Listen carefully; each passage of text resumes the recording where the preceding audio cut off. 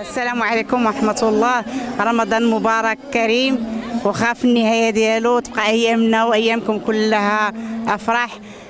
ضمن برامج رمضانيات مقاطعة سباتة في حلته الثانية حفل الحناء اللي كانت البارح في يوم الثلاثاء 25 رمضان في حي خالد.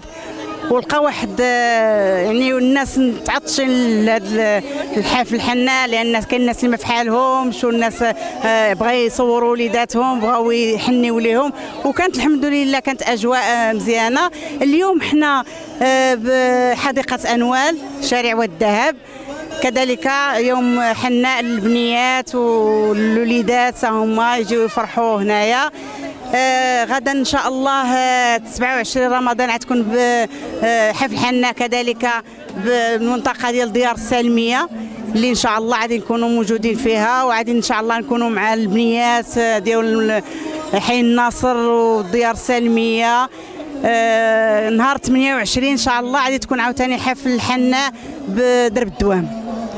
احنا ارتعينا هذه السنه ان شاء الله باش نعموا هذا الحفل الحناء، نعموه بالنسبه لمقاطعه سباتة ككل، يعني في درب الحجر، في درب الدوام، في السلميه، في درب خالد، في جميله 5 وجميله 7، يعني باش نفرحوا احنا البنيات، نفرحوهم ان شاء الله.